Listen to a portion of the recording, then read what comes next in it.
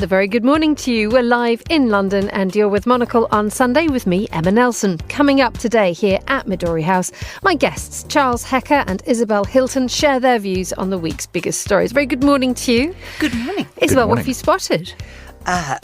In terms of big stories, well, there's a story that's been running for 35 years, which is May 35th, which is next week. That is the anniversary of the Tiananmen massacre, June 4th. You're not allowed to say June 4th in China, so it's become May 35th. There was an extraordinary play at Southwark Theatre, which I went to last week. Upcoming stories, I think the proposals for peace both in Israel, Gaza and in Ukraine are pretty big, and then there are elections, of course. Chuck, what have you spotted? I think we're going to take a look at the role of deep fakes in the Indian election. This is the world's largest democracy and the largest ever balloting exercise on the planet. And the country has been struggling with the role of deep fakes. And then I think just finally we're going to take a trip to, if you could see me make inverted commas in the air, we're going to take a trip to a museum in New York that has nothing but fakes. Thank you very much indeed. We'll also head to the Balkans. I'm Monocle's man in the Balkans, Guy de Launey, and I'll bring you the latest from the region, including different definitions of electoral doping in Slovenia and Serbia, and expensive beach etiquette errors. Monocle's editorial director Tyler Brûlé will join me from Sweden, and we head to the Hay Festival too. It's the 2nd of June 2024, live from London. This is Monocle on Sunday. Live from London, this is Monocle on Sunday with Emma Nelson. And a very good morning to you. The reason why I say that with such a bright and cheery tone, well, we'll find that out in a moment when we hear from our editorial director, Tyler Brûlé, who's written a few words on the subject of greetings. In a moment, we'll be heading to Sweden to talk to him in a second. But first, let's say hello, again, bright smiley, looking each other in the eyes, bright and chirpy. Charles Hecker, senior partner at Control Risks and author of the upcoming book Zero Sum, and Isabel Hilton, international journalist and founder of China Dialogue. A very warm welcome to you both. Good morning. Good morning. We're going overboard now. Wonderful to be here. Let's head to Sweden where we can explore this in greater depth. Monocle's editorial director Tyler Brûlé is standing by, where I believe, Tyler, a very good morning to you, by the way, that we were experiencing a 3:40 a.m. sunrise. Is that correct? Yeah, indeed. And good morning from Stockholm, Emma. Yes, I was actually out rather late. It's that time of year, of course, that even at 1 a.m., 1:30, there's still just that hint of brightness when, of course, you look east. And then about 2 hours later, the sun is already coming up again. And what does that do to someone? Well, it certainly encourages people to stay out very late. But I think also this is, if you add a layer of very warm air, which has been really sort of, I would say, creating the sense of giddiness in this part of the world for the last 2 weeks, and Stockholm really feels at its best. The marathon was on yesterday, plenty of street festivals, and the city very much alive. And it's just this unseasonable weather. Of course, whether we're talking to people in Switzerland or France or Germany, it's been a complete washout these past few weeks. But here they've been enjoying 26, 28 degrees, which is weather which is oftentimes very hard to come by even in July or August in this part of the world. And as a result, I imagine everybody has a spring in their step. What's the latest from Stockholm? Well, the latest from Stockholm, of course, lots of posters up everywhere you look for the European elections, various smiling faces, lots of blue and yellow, of course, the national flag, but also the background and the stars of the EU. So that's very much a defining point, and, of course, a lot of attention around the European elections this week. And then at the same time, this is a country which will demobilize very, very soon. After midsummer, Sweden closes down. So, of course, when you're talking to people already, they're talking about their glorious 5 or 6 weeks off, and as we know, from the very last week of June all the way to the start of August, it is very much a high summer season here. It is astonishing. There is the Swedish embassy but a stone's throw from Midori House where we sit at this moment, and I know that for the last 2 weeks they've had signs outside the embassy saying, vote here, you can do your voting. I mean, they're absolutely ready and raring to go, because the voting starts, and by this time next week we'll be sort of drawing it to a close, won't we? Tyler, let's move on to the hellos and the salutations that we've kicked off the hour with. You've gone big on this in your column, haven't you? I have. This was...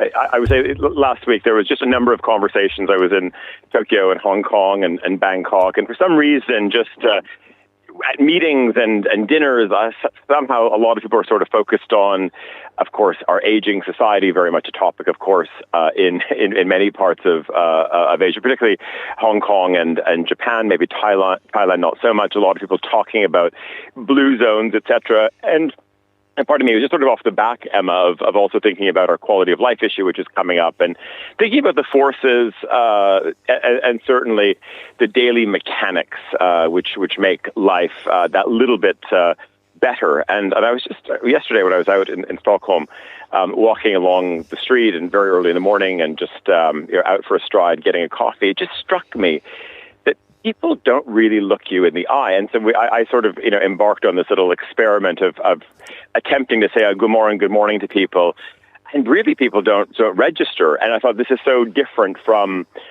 Switzerland. I think even France to an extent, but certainly in Zurich, everybody looks you in the eye, and I'm talking about whether they're 9-year-old or they're 90 years old, and people give you a very confident, happy grüezi. Not every single person, but I would say the majority do. And then I started to do a little bit of data crunching, and I was trying to sort of make some kind of relation between countries that do say good morning, and Switzerland is the top of the league table on that one in terms of longevity. So I was trying to make a link between longevity and morning salutations, and sure enough, Sweden is further down the rankings than Switzerland. So I sort of deduced that you've probably got another 7 or 8 months of on you into your whatever mid-80s if you're Swiss versus if you're Swedish. There is that thing though, that actually if you say hello to people too enthusiastic in certain quarters, your life might be immediately cut short. Chuck... yes, I mean, you might get tasered or something.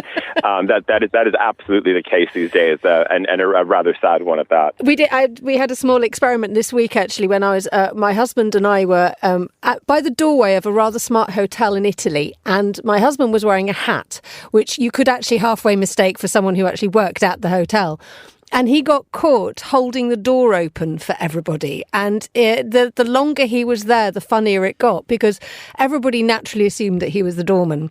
And no one looked him in the eye, and no one said thank you. So the worse it got, and the more sort of spoiled and entitled some of these people going through the doors were sort of behaving. My husband just got louder and louder and louder and louder. And Chuck, can I bring Chuck Hecker into this one? You said there's actually a very rude expression for people who are excessively smiley and friendly to people who are actually a little bit rude. Yes, that's right. We can't really say this on a polite radio station, but it involves excessive... Go on, say it anyway. You have permission. The boss said yes. It's called grin fucking. And it is that sort of excessively sarcastic grin where you're looking at somebody with your lips spread as far apart as possible, but what you're really telling them to do is go very far away very fast. Tyler, do you ever do that? No, I don't actually. But I want to go back to your husband, Chris. I'm wondering, does he have a future gig in service? Because I was going to say, and maybe it's an Italian thing. I was in Venice week before last at the FT conference, and I was going to the cocktail reception. So it was in a dinner jacket, same situation, standing in the lobby at the hotel, and of course, like people came down saying, where's my Vaporetto, and where is that map that you promised me for the restaurant? It's exactly the same thing. This was Venice as well. So clearly, they need to up their game in terms of how smart they are. Because obviously my husband had the nice hat, but he also had a very, very lovely navy double-breasted jacket. And actually, if you do stand at a doorway, and at one point he thought he was going to get a tip. Well, he should have got a tip, but I think this is also the problem of our time as well, because so many hotels, they want to put their staff in uniforms. Everybody looks the same, so everyone wants to look like a hotel guest now, and but of course, in your mind, you're looking for someone who is wearing proper uniform. You're not looking for someone who looks like you, who might be in a pair of chino shorts and a pair of Birkenstocks and a t-shirt. But that's sort of the defining look of so many hotels today. But of course, immediately you see someone in a midnight dinner jacket in Venice, you think, okay, he absolutely knows about the water transport. You learn quickly, don't you? What else would you like to tell us about today? Because we have Monocle's on the road again, isn't it? Very, very soon. Heading to France. And I'm not entirely sure how friendly a country that is in terms of hello. I know you have to say bonjour when you walk into a shop, which I sometimes find rather a stretch, because I might just be, going in for a pint of milk. But what's happening in Paris, Tyler? Well, first, I think in the French workplace, a bonjour, looking somebody in the eye is very much part of being in any office environment. And again, I'm always sort of struck how pleasant, friendly, chirpy the French are within the walls of their own employment establishments. Of course, it might get a little bit different out on the streets around Canal Saint-Martin. But speaking of which, we are, of course, our new book of France is just out. So third in the series. Portugal was first, Spain second. Now the France book is certainly on all of our bookshelves in all of our shops, but I've also seen it elsewhere. It's in the broader retail world. So we are going to be officially launching the book 2 nights in Paris. 12th, we're going to be at the Librairie 7L on Rue de Lille. That's Karl Lagerfeld's old photo studio, his old bookshop. So we'll be there for one evening. That's the 12th. I'm saying that's sort of like the more sort of, bobo chic version. And then we do head up to Canal Saint-Martin for the slightly funkier version of the book launch, and that's going to be at Bonjour Jacob, and that's on the 13th. So those are sort of 2 dates. If anyone is in Paris, please RSVP. You'll see the details, of course, on our website, or you can drop Hannah Grundy, hg@monocle.com a note. And then, Emma, we were sort of talking about things Swiss a moment ago. We're bringing our Swiss sort of version of the body market is coming to Midori House with a little preview on the Friday evening. I believe that's the 21st. And then the 22nd is the Saturday. And it'll be the full market. Lots of different cantons and regions and cities of Switzerland represented. Lots of Swiss brands, plenty of great Swiss wine. I'm hoping maybe a few good bottles of Eau de Perdrix. And that will be sort of, the full market, so the Monocle market back for a summer edition end of June. Tyler, we cannot wait. Enjoy your very long sunny day in Stockholm. That was our editorial director, Tyler Brûlé, smiling and looking everybody in the eye. Welcome back, panel. It is that unusual thing, isn't it, that you found another sort of slightly naughty expression, Chuck, about people who say thank you very much or thank you so much. Yes, that sort of very abrupt, all one word sounding thank you so much. To me is a bit dismissive and not a genuine expression of gratitude, whether you're in a shop or a restaurant or, somebody lends you, £10 for the evening or something like that. It's dismissive and it's shorthand and it doesn't really express very much in the way of genuine thanks. But there is a long tradition of passive-aggressive politeness, and of which my all-time favourite is still the English, "Can I help you?" Which means, would you like to disappear immediately or yes, go away? Or what are you doing here? The thing that Chuck said. I have the same thing and I find myself doing it. And I do the excessive, thank you very much. When people, when you hold a door open and people just mumble through and think that that they cannot understand how the door hasn't opened by itself. But also I find that my sharpened elbows on a British tube, a London tube of thank you, which is not thank you. It's shorthand for move. But it has the added extra of sort of the British politeness of Indeed. Please. And it is really difficult when you're a nation which in theory is supposed to be excessively polite. Then it starts to be really difficult when you actually want to say something quite unpleasant.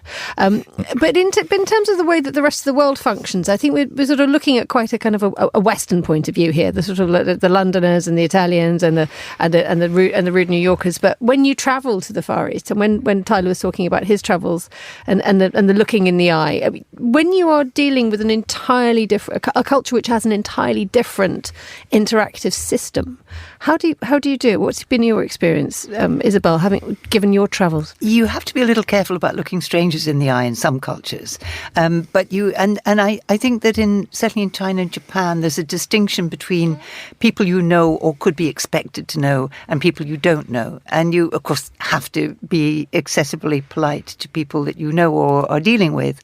People you don't know, I mean, you see this in the behaviour, for example, of Japanese tour groups. I mean, Japan is a very, very polite society, but get them in a tour group and they will trample you underfoot. Because there's a kind of, it doesn't matter if they don't know you. You know, there's a kind of group behaviour which goes way beyond any boundaries of rudeness. That happened to me on my wedding day with a group of South Koreans. I was getting similar thing. I was getting married in Austria, as regular listeners will know, and I was on my way down from the hotel room to the lobby.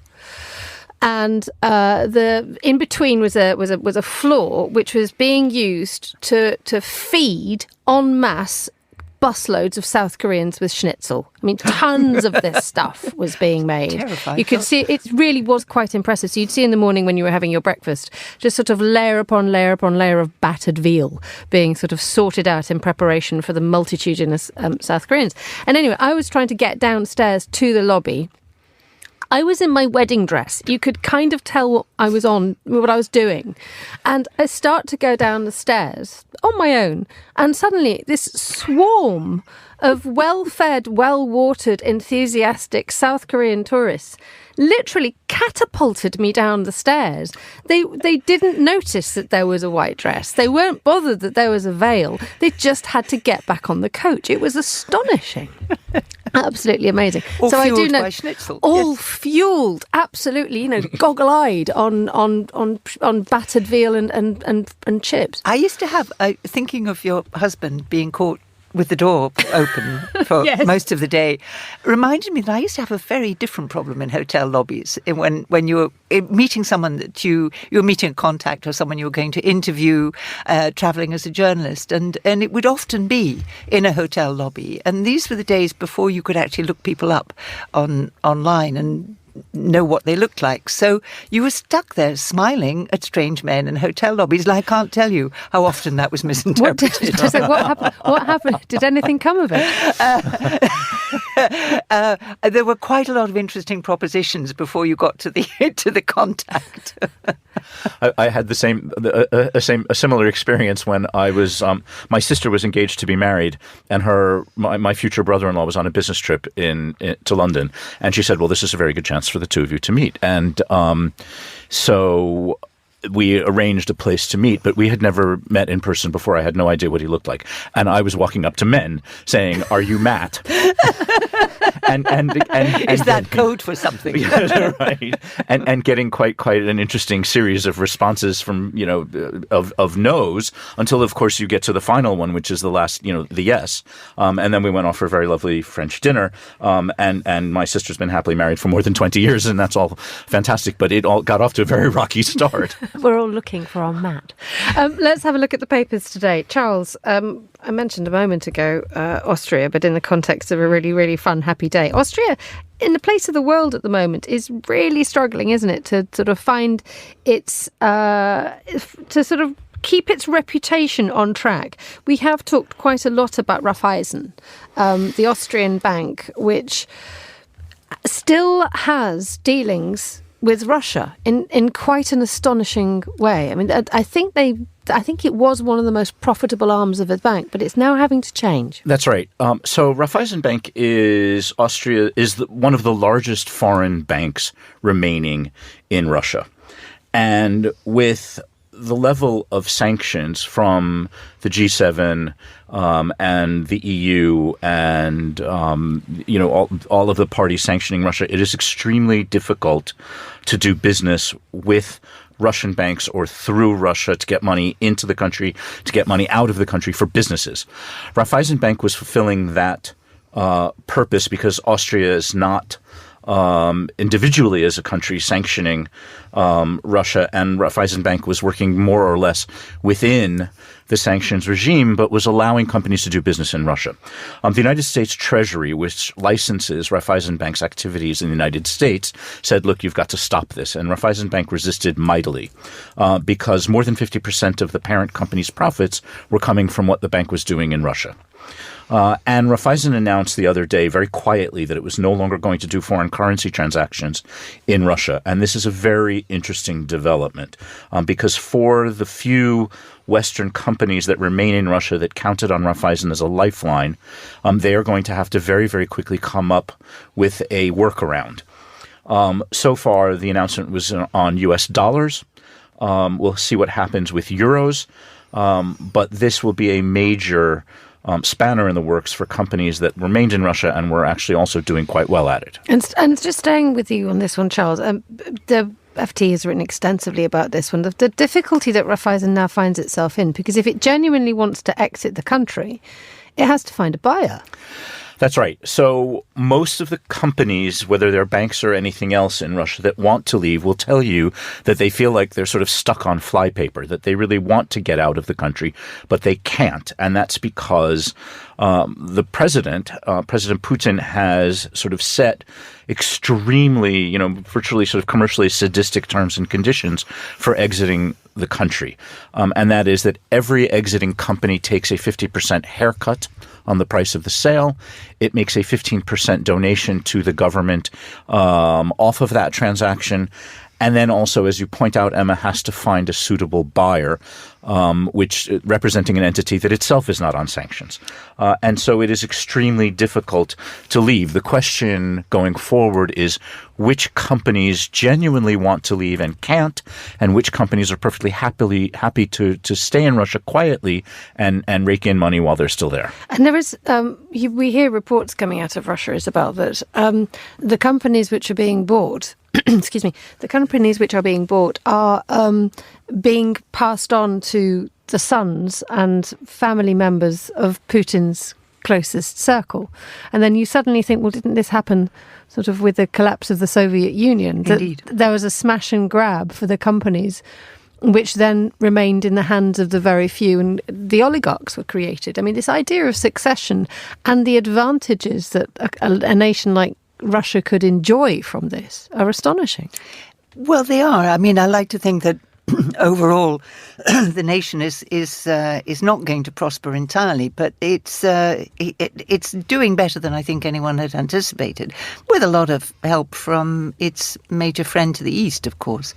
And if you look at the triangular trade going through Central Asia, look at China supplying ball bearings for tanks. Russia has built up a war machine which functions in industrial terms actually more efficiently than its adversaries' war machines do. We have allowed our industrial sector to decline to the point where it's extremely difficult to crank up the kind of supplies that Ukraine needs. And this, over the past 2 years, this kind of sense of what we can throw or what can be thrown at Russia to inhibit the war effort has really, I think, hit some trouble. So a lot of the trade, for example, that's going on between China and Russia is conducted in renminbi, in the Chinese currency, which avoids the problem of going through the international. It's part of a Chinese effort in any event to reduce dependence on the dollar and to reduce any kind of levers that the United States can pull when it wants to sanction a country. The Chinese are taking huge amounts of Russian oil and a certain amount of Russian gas, and they're trading everything else either directly, or through Central Asia. Now, that's pretty robust, and there's not very much that the United States can do about it. Or indeed anybody else, is there, Charles? Yeah, I should say, just for the sake of clarity, that Austria naturally is signed up to the EU sanctions against Russia, and Raiffeisenbank is working within the sanctions regime, but it is one of the very, very few banks that is doing that. I think what's frustrating about the approach, this sort of non-military war against Russia, whether it's on sanctions or other measures, is the sense that you get, particularly from the United States, that they're sort of making it up as they go. And all of these other mechanisms and all of these other bits of leverage that countries have on other countries, aside from military force, are not unfamiliar, and they've been used before. Other countries have been sanctioned before. Other countries have been subject to various blockades. And we keep on stumbling forward in the approach towards Russia by being, surprised at the resilience and the workarounds that the country has crafted in response to sanctions without seeming to have anticipated any of this in advance. And I find that very frustrating. It is quite frustrating, given the fact that it is possibly no great surprise, given the fact that, Putin's desire to strengthen Russia as a most leaders intend to do that, but Putin, bar none, wants to consolidate and push the Russian identity as far as he possibly can. And yet, when you looked at something like Nord Stream, everybody was going, well, I'm not quite sure whether we should stop this. I'm not quite sure the this work. And then obviously they blew bits of it up. But the idea that at the end of the day, it would be really hard to get rid of the natural gas. It'd be really hard to get rid of the oil. The fact that the surprise comes is perhaps because we are so interconnected and so globalized now that you can't unpick stuff. It's difficult to unpick stuff, and the other thing about being interconnected and the other thing about the European Union, the United States, and sort of Western market democracies is that the decision-making process is frustratingly slow. And requires a great deal of consensus and coordination. And that has become extremely difficult to manufacture because of countries like Austria, because of countries like Hungary, because of emerging opponents to sanctions regimes like Slovakia. They have hamstrung the ability of the European Union to speak with one voice on Russia, and then that makes it difficult for the European Union and the United States to speak in a coordinated and act in a coordinated fashion. Western decision-making is messy, and that's partly a product of a sort of multi-party, multi-voice democracy that we also cherish. But it makes unpicking things in moments of crisis very difficult. Which is what we've seen enormously with China, haven't we, Isabel? That we are so far into our commercial and trade connections with China that unpicking that is... Well, I have no idea how anybody would go about it. It's not, sorry, it's not being unpicked. And you're right. Look, we built up intricate patterns of trade in a period of globalization when there was a high level of trust. And that's okay when there's a high level of trust. But that is long gone. So now we're stuck with having allowed these dependencies to be created, and any one of them can be weaponized. And, that's a big shift in the balance of power. When, 20 years ago, if the United States wanted to sanction a country, it could do without fear of blowback on the United States. If you try and sanction China now, you have to be extremely careful because China can then impose export restrictions on critical minerals. It can, do it. There's a whole range of tools available to it to create shortages and difficulties for Western economies, should it choose to do so. And at some point it will choose to do so. I mean, it's tried it out, from time to time. So, the balance has shifted, and now we're having to think about, and I think very hard, about what new dependencies we seek to avoid. The Nord Stream 2 was agreed by Angela Merkel after the Russian invasion of Crimea, after 2013. It was, frankly, reckless. And you can substitute oil and gas. It's stuff you can find anywhere in the world. It took a scramble. It's more expensive. It's highly disruptive. But you can do it. But there is a whole range of items that you cannot easily substitute, for which we are dependent on China. And that's a very, very different perspective. And forming not only cutting ties and trying to extract ourselves from dependence, but actually trying to find new alliances and that will match and meet the needs that we've currently been trying to meet by doing business with Russia, or getting our oil and our gas from Russia, or getting our everything from China. It divides the world into two, doesn't it? One of the possible scenarios for geopolitically and economically for the future is the sort of, and I'm going to exaggerate just a tiny bit for the sake of making a point, but it is the bifurcation of the world into two different sorts of trading spheres or trading blocks. One centered on the European Union and the United States, and the other one basically centered around China and in China's orbit. That's an extreme view because I agree with Isabel that it's extremely difficult to decouple the East and West economies. They are far too interdependent. And if you were to decouple, it would be enormously economically painful. That said, there is significant pressure on all sides and from all players in these I'm trying not to use the word games, but all players in these scenarios to pull up the drawbridge. And to sort of shop at home when it comes to global trade. And so there will be this ongoing tension, and Isabel used the right word, and that is disruption. This ongoing tension will periodically flare up and cause disruption to the way the world does business. Isabel?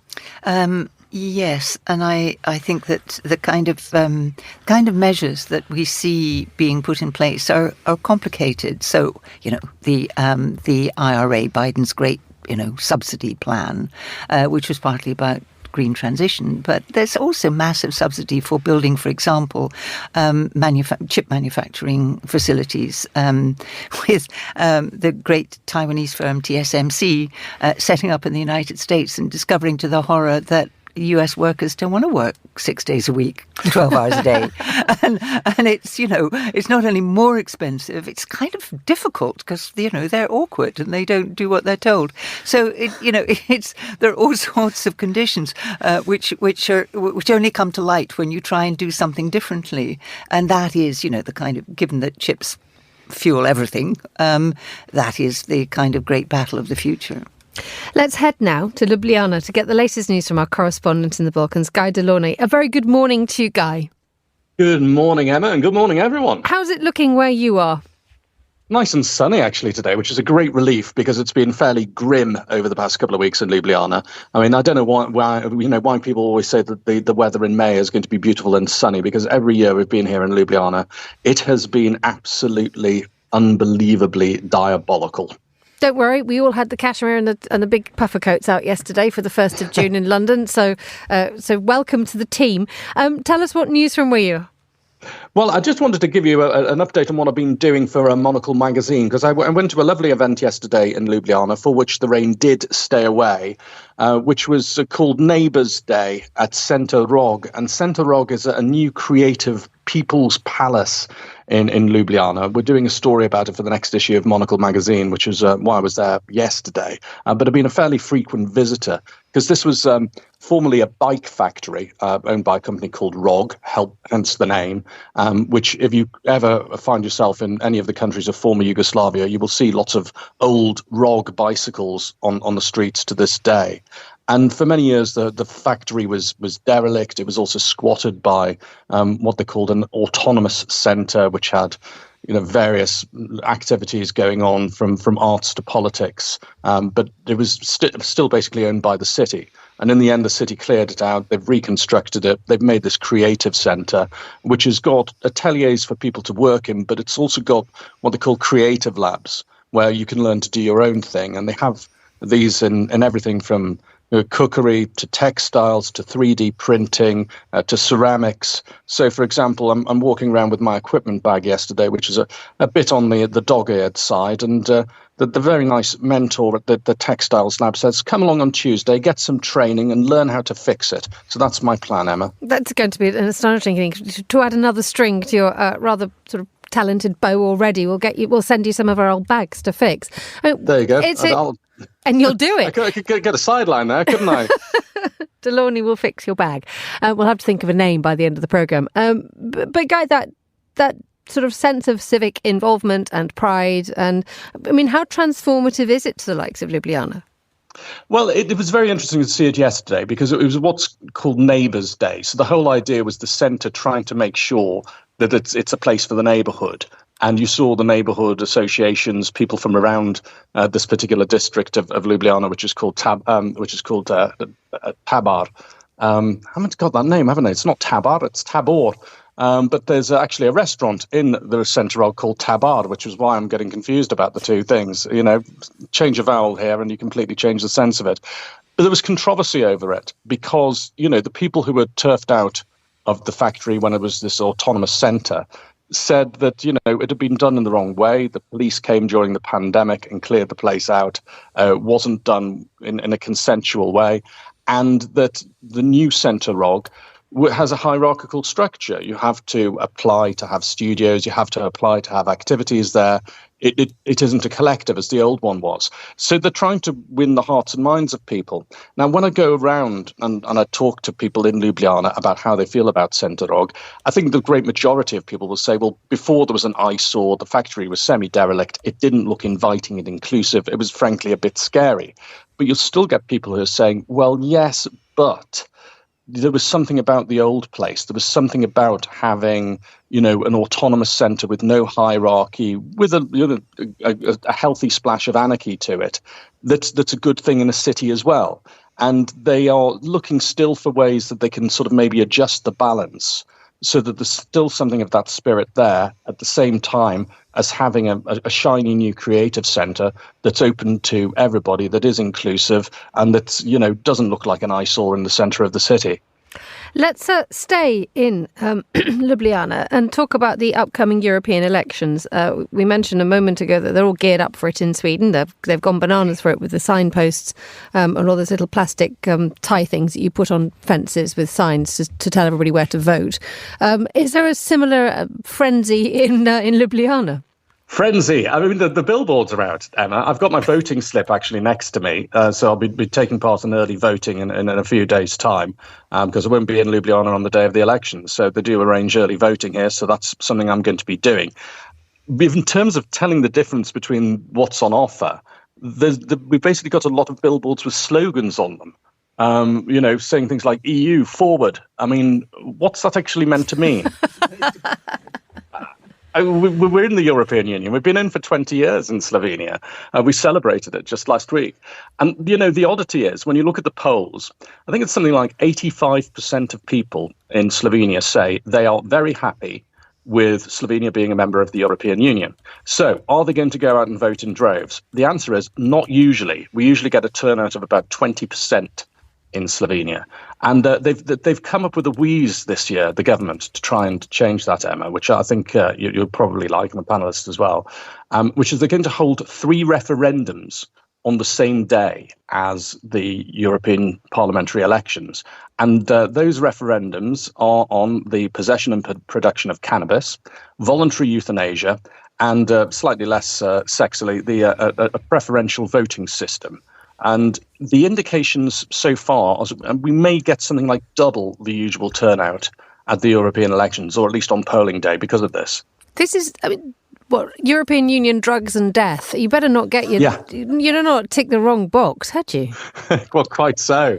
And the cynical, and of course there are plenty of people who are cynical, point out that the current government, Svoboda, led by Prime Minister Robert Golob, is centre-left. It includes another party in the coalition, Levica, which simply means left, and who are pretty left-wing by the standards of European politics. And they're pointing out that at least 2 of those 3 things, and particularly the cannabis referendum, would seem to appeal to voters who would naturally vote for Svoboda or Levica.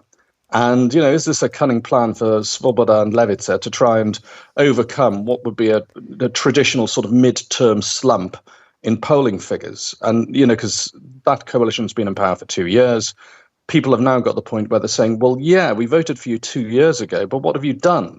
And, frankly, the answer is not too much. So you'd usually expect the governing party at this point to get a bit of a kicking in the Euro elections just because. And this is perhaps the way that Svoboda and Levica are trying to get around it, that they're, got these referendums that are appealing to their kind of voters, or so the opposition say. And they're hoping to get them to turn out to the polls and perhaps make the kicking a little less severe. Finally, we're just about to hit summer season, and they've got some pretty strict rules coming into action where you are.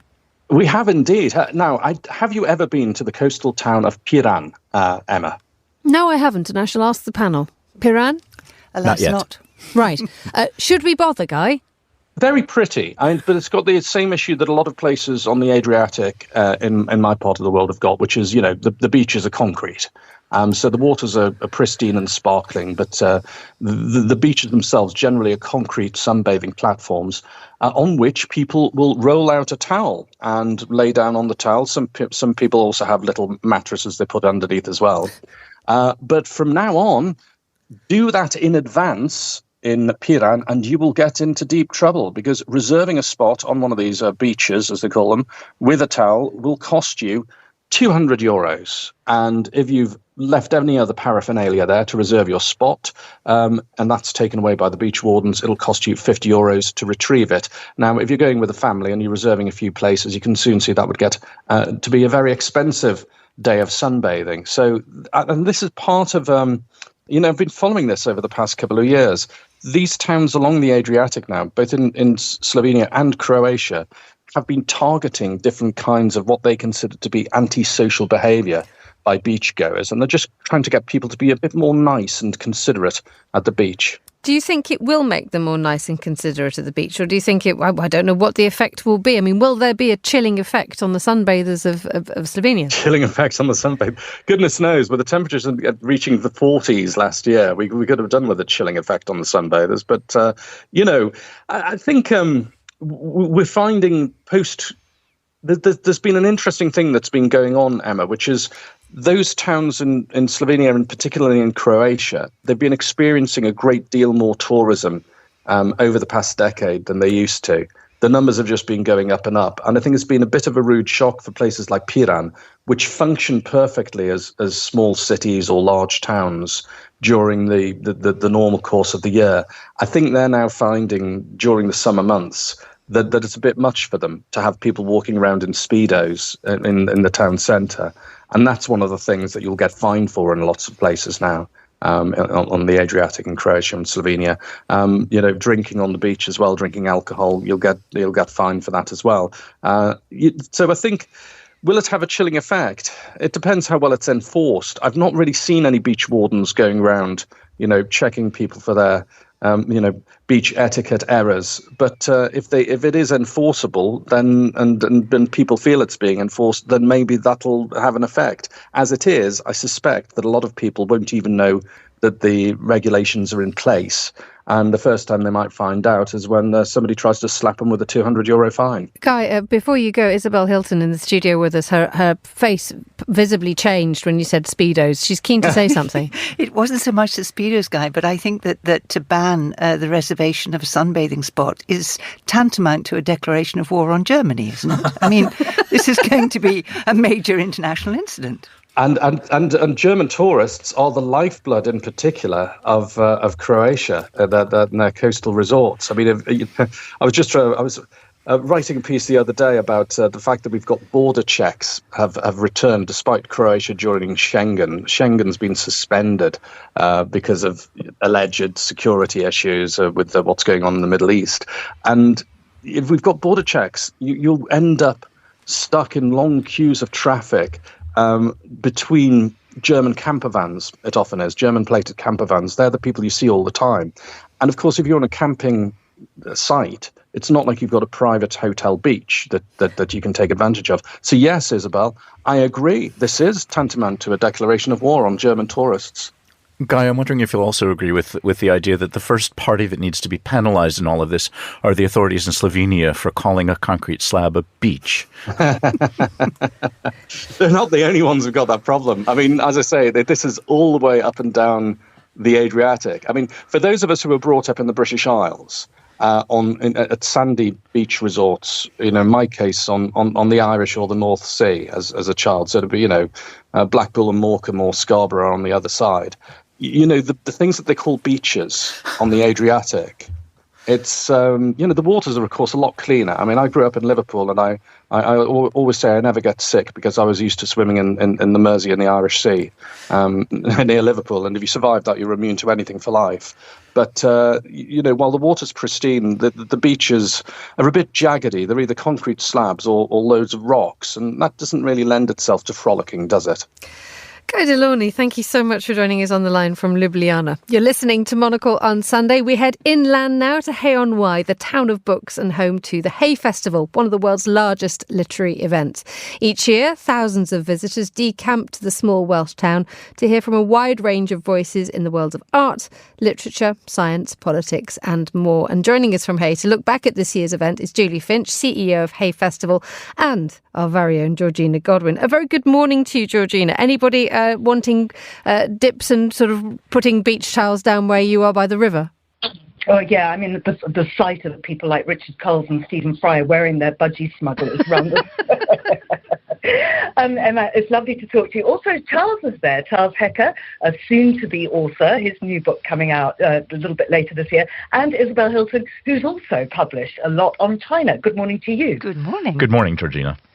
Hay, Isabel, of course, you're a frequent visitor to Hay. You've been many times. Yes, I hope it's dried out since last weekend. We had a very, very, very muddy experience last weekend. I must tell you, it's absolutely glorious today. Julie, isn't it just fabulous? Well, we're ending on an all-time weather high. We've certainly had nearly every season in the last 11 days. It has been, yeah, but today it's lovely. Julie, let's look back at the festival. As Isabel said, it was a bit rainy last weekend, but what it has been is absolutely stuffed full of brilliant content. Yeah, we're incredibly, we're over the moon, actually. It's gone incredibly well. Over 600 events. And 800 artists are milling around, talking to our audiences, signing books, and engaging in the best kind of ways that, that's the thing that happens at Hay. People come together. Yeah, and they have done that. Why do you think that literary festivals generally are so important? Yesterday I was talking to organisers of festivals in Kenya, in Nigeria and in Colombia. We had a lovely session on stage and they were sort of bringing up this whole sense of community thing. But why do you think that these events still attract huge audiences? Well, we need oxygen in today's society. We need places where we can breathe, we can think, we can step back, we can understand, we can have conversations about the really big issues, but also just brilliant writing, and really engage through our civic stages, enabling people to have debates that they're just not having in other places. If we don't have that, what do we have? Now, you and I are sitting in this very brightly painted little box in the content creation section of the Green Room. This is one thing I've really noticed this year. TikTok is huge. Absolutely. And obviously linked to that is Book Talk. There's a whole range of shelves full of Book Talk related books, attracting young people, young audiences. And we're definitely changing the demographic at Hay. We've got new people coming in, and those new people are more families and more young people, which is just fantastic. I mean, I found it extraordinary where people are ushered into this space and are almost genuflecting in front of one young man who I'm told has, I don't know, what was it, over 20 million followers. It's just like, I have no idea who he is, but clearly he's really important to lots of people. And I guess that's the point. There's more ways than one, just the in-person events on stage. Those civic stages are transmitted across the world through our digital program and also through social media. So there are so many different ways to consume literature and ideas, and that's the business we're in. And when you look back at this just ended festival, of course, we know there's been a certain amount of controversy. What is it that stands out for you? There's so much. I think the sheer range and variety. I mean, we start every day with a news review, and obviously we've shifted gear to the election. The elections. There's more than one, isn't there?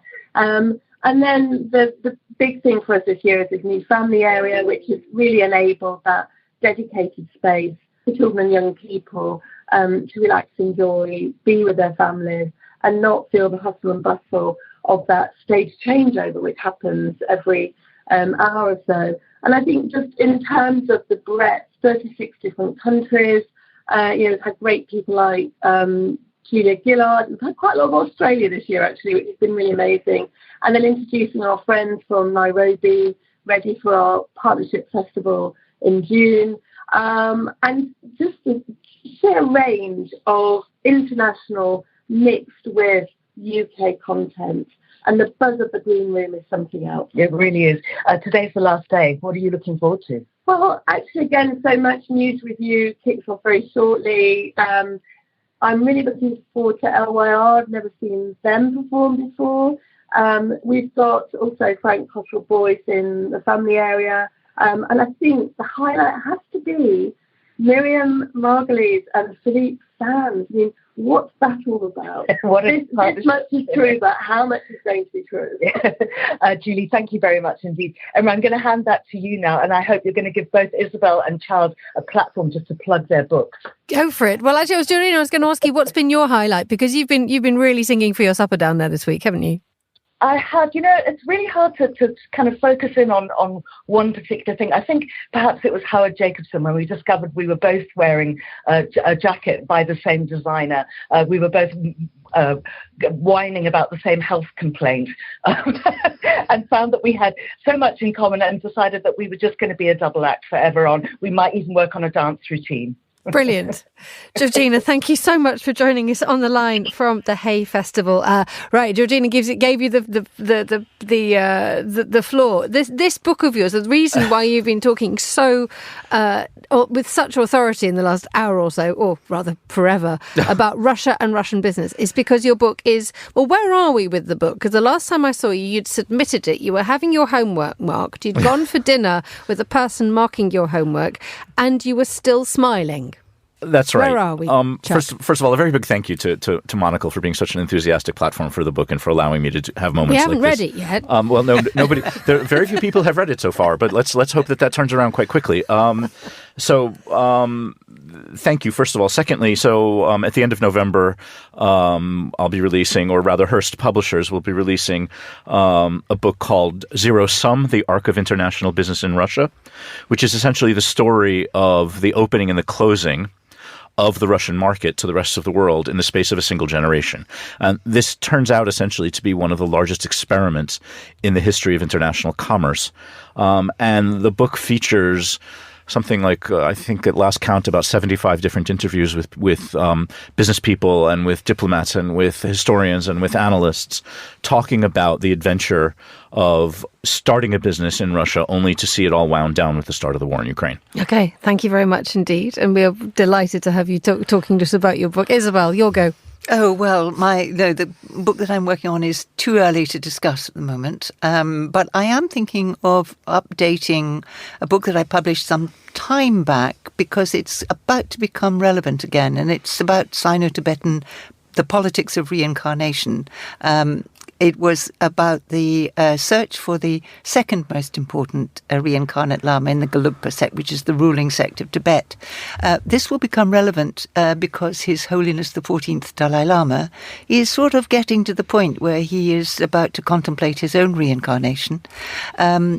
And on the other side, the Chinese are setting in place the state control measures in which the Chinese Communist Party sets out rules for reincarnation, very strict rules for reincarnation. So you can't be acknowledged as a reincarnate Lama unless you have a party stamp on your card. And this is because it is a political thing. The Buddhist world is an extensive world, and the role of the Buddhist clergy remains political. So that's a story that is about to puzzle, bemuse, and enchant the world quite soon. Thank you very much indeed for that. We've got 4 or 5 minutes and we wanted to squeeze in a couple of stories, or one story. This morning, Charles, you were mentioning the idea of art being not art, but being expensive. So we're looking at a piece in the New York Times that raises a lot of very interesting questions, and it is a feature story about the opening of a Banksy museum in New York's Soho district. And visitors to this museum will see a lot of artwork, but none of it is actually by Banksy, who is, of course, the sort of famous street guerrilla, sort of graffiti artist, whose work is very highly praised, very highly valued, sometimes quite temporary in its existence. But what he has done as calling Banksy a graffiti artist doesn't really do him justice, because the work is really quite meaningful, and it always carries a bit of a social message with it. And when a Banksy work appears somewhere on the streets of sometimes New York, sometimes London, sometimes elsewhere, it draws enormous crowds and enormous commercial and artistic interest. Visitors to this museum, and I use that word in inverted commas, will see none of the original Banksy work. The artist has no problem with this. He's not one much for copyright himself. The question, though, is that you have to pay $30 to go into this quote-unquote museum. And I wonder if anybody else would pay to see a building full of counterfeit work. I think if Banksy had actually set it up all himself and it was a big joke, a little bit like Dismaland, the sort of the phony theme park that was dreadful and people were deliberately trained to be horrible to the guests, I think I would absolutely go for it. But is this a sort of a money-making operation for the museum itself? They most certainly hope it will be. It's time. Time will tell on this. So far, the reports are, there are pictures here of people coming into the museum and taking pictures of the Banksy, quote-unquote, Banksy works on the walls. The Times says that the facsimiles are relatively good. They are basically digital quality reproductions of works that themselves have been photographed and then reproduced on the walls.